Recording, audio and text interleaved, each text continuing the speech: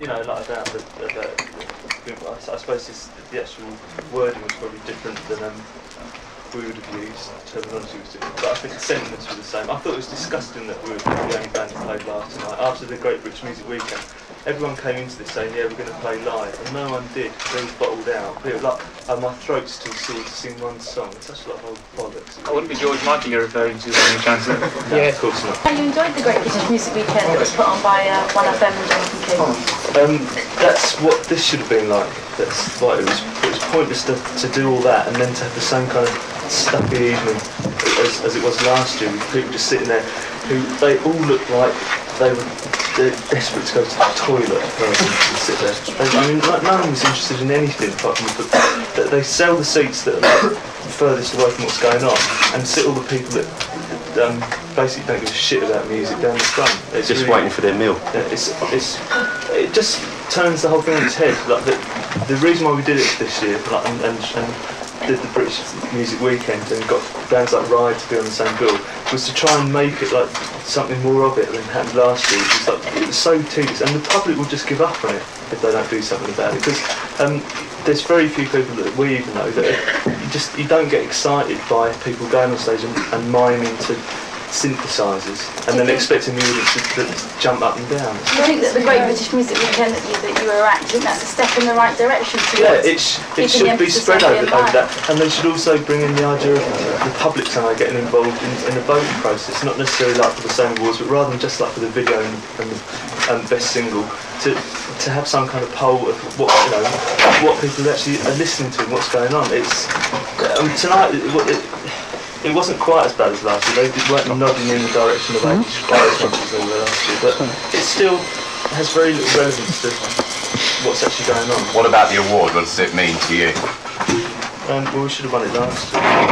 But it's very nice to have won it. I mean, we're not bitter about it, we're not miserable about it. Well, last year the Fine Young Cannibals won it. How do you feel about losing that to them? Yeah, and do you remember what they were like? I mean, it's pointless now. They were like standing by swimming pools. I mean, when David A did it a few years ago, it's quite thanks for winning What's Me Award. But it was funny, but like 4 years on, it's just a waste of time. They should refuse it. Did you mind not being being told not to talk about the war? I had no intention of talking about the war. I think it's a rather pointless exercise to talk about the war in the context of the music award. What about your music? Because we're getting the award, we don't say anything. I don't think it's really a very serious platform to talk about something as serious as this. What about your music? We've seen the remix album. Are you going to be making some new material soon? Or? Well, we have done. We haven't been idle. It's just that we've got like a high quality control over what we release as opposed to a lot of it. Because you were talking about sequencers and samplers and how you maybe necessarily don't agree with that sort of on stage, but obviously that was pretty prevalent in all against it. and I know if they want to use it and do it, but I mean, it doesn't take much imagination to turn something on even on stage. I mean, why mime to it? I mean, if you can't even sing, just don't bother. It's like, I can't sing and I bother. And how about QFM? Have you got any plans to go on the station? Not in any immediate consider. Anyway, ask somebody else. How did you enjoy the MTV Unplugged show a couple of weeks ago without ants? It was excellent. It was really good fun. That was the most nervous I think. Well, certainly I've been. I think everyone was more nervous about that than anything he's ever done. Because it was like this, and you sort of had to get into it to enjoy it. So. Okay, to the rest of the band, do you feel really annoyed that everyone's asking Robert the questions? No, I'm very happy about it. What do you think we're smiling? Do you think that the awards had a good run-up all the live acts and so on, and stage performances, which seemed to work very well, and now you're disillusioned, it's just yet another one of these award ceremonies.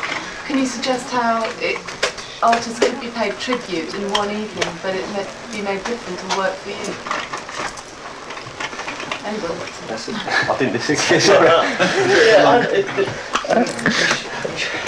there shouldn't be an invited audience. If we're going to do it with an invited audience, there should either be two separate award nights, one for people who have won like best video, best producer, things that don't require any kind of live performance, and they should have people there that are going to like think that's all great and then go off and get stuck somewhere and eat themselves senseless.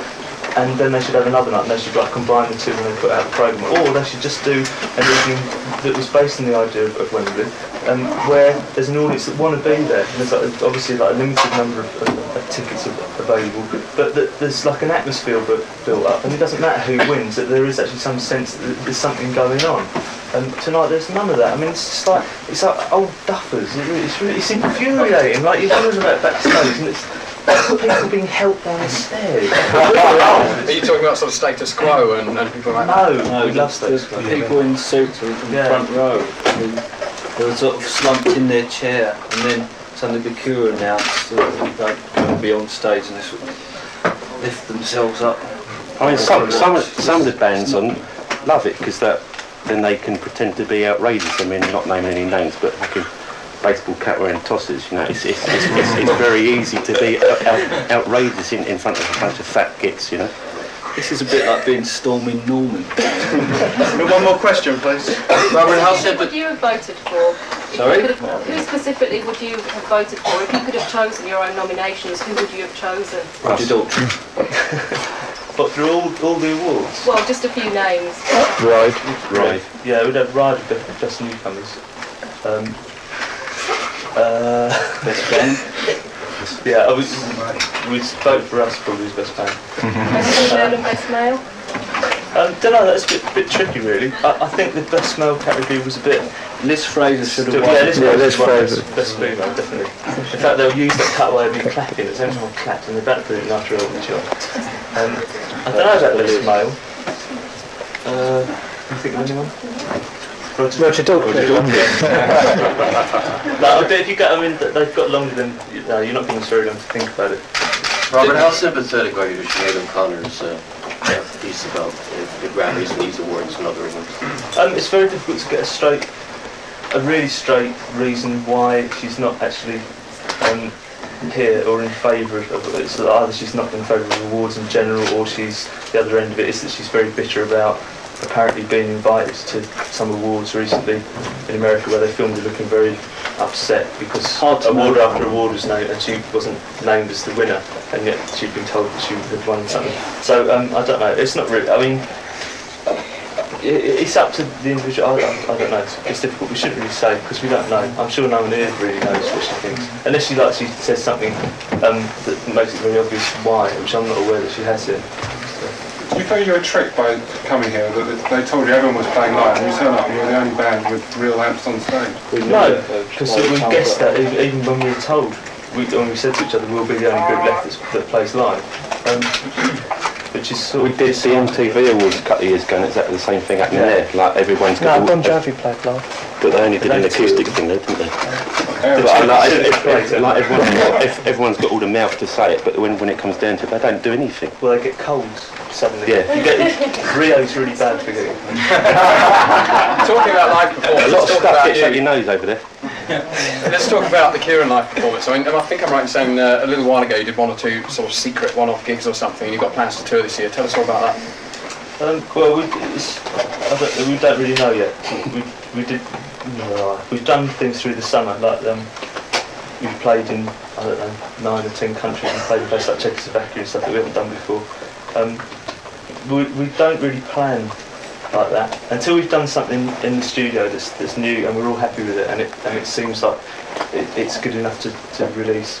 We won't even think about playing more concerts because otherwise we'd be like just doing it for the sake of which I think it would end up in a dead end. This going out to In a month's time I'll still be pushing this kind of fantastic and everyone will say, oh, that bloke the funny air. Alright, say you're a fairly regular top 40 band and you can play to 60,000 people at a place like Glastonbury. That sort of puts you, Yeah, you know... 60,000 is not a lot of people, is it? It's also an enviable position to be in as a group. And enviable. Yes. So you're enjoying it.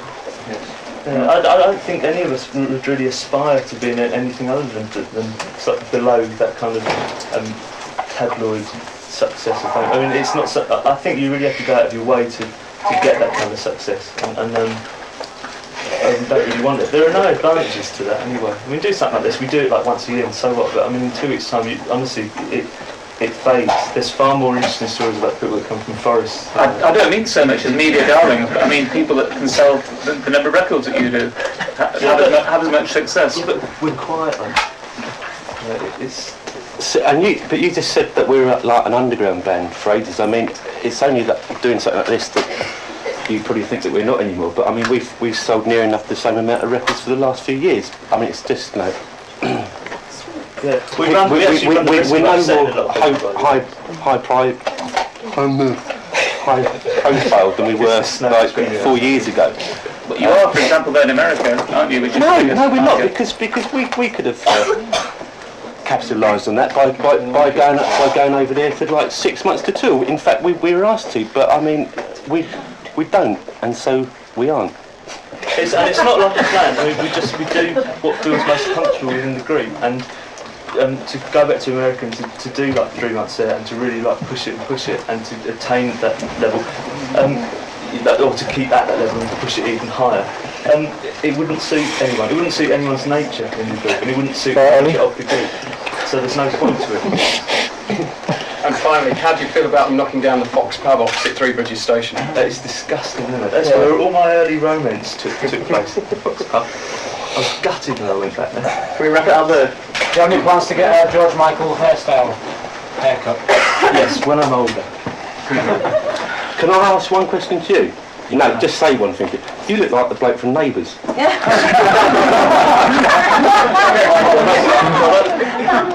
Right, thank you very much. See you again next year. Thank